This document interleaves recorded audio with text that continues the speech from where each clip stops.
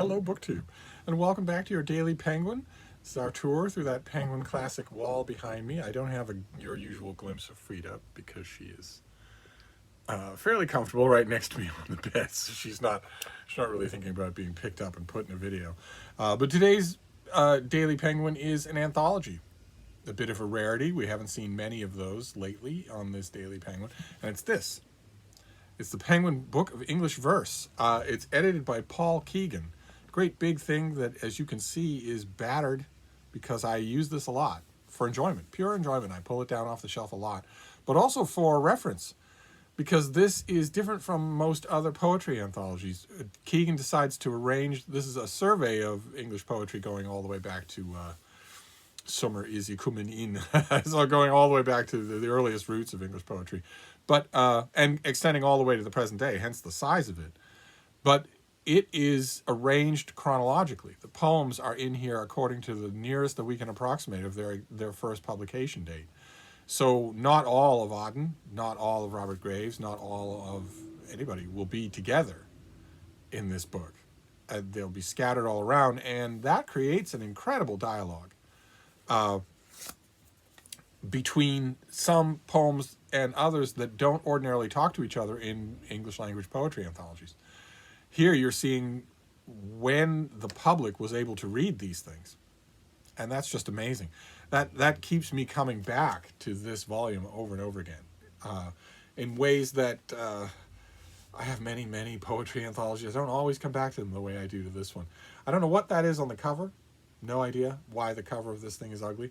But the contents are as sweet as could be. Because in addition to arranging these things chronologically, Paul Keegan also has a great editor's ear for picking things. So I thought we'd read a couple of poems. Obviously, if I'm going to wave a poetry anthology at you, we should read a couple of poems. The one that we can do is Arthur Hugh Clough, just because it's Victober, and just as a nod to Victober. This is from Dipsicus, and it goes like this. There is no God, the wicked saith, and truly it's a blessing. For what he might have done with us, it's better only guessing. There is no God, a youngster thinks, or really, if there may be, he surely didn't want a man always to be a baby. There is no God, or if there is, the tradesman thinks, 'twere funny, if he should take it ill in me to make a little money. Whatever there may be, the rich man says, it matters very little, for I and mine, thank somebody, are not in want of victual. Some others also, to themselves, who scarcely so much as doubt it, think there is none when they are well, and do not think about it.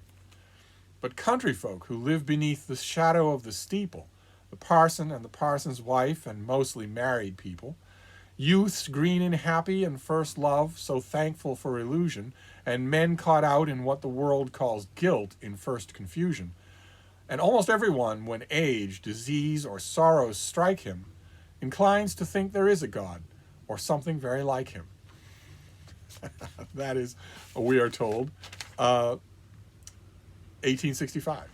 And then we'll jump ahead. We'll read just one more. I won't belabor you, but we'll jump ahead to an Irish poet, a fantastic Irish poet. This is from the year 1936, and the poet is Patrick Kavanagh. The poem is Inniskeen Road, July Evening. The bicycles go by in twos and threes. There's a dance in Billy Brennan's barn tonight. And there's the half-talk code of mysteries and the wink and elbow language of delight. 8:30, and there is not a spot upon a mile of road, no shadow thrown that might turn out a man or woman, not a footfall tapping secrecies of stone. I have what every poet hates in spite of all the solemn talk of contemplation. Oh, Alexander Selkirk knew the plight of being king and government and nation. A road, a mile of kingdom. I am king of banks and stones and every blooming thing. I love that how that poem is very simple. It's a very simple moment that the person on the road suddenly finds it deserted. Everyone is somewhere else. They are all at a gathering. The narrator of the poem is not. Instead, he is in sole possession of the road and feels himself a king of infinite space. I just love that. I think it's fantastic. And I find gems like that all the time. Poems that I know that feel new in this volume because of where they are juxtaposed in time.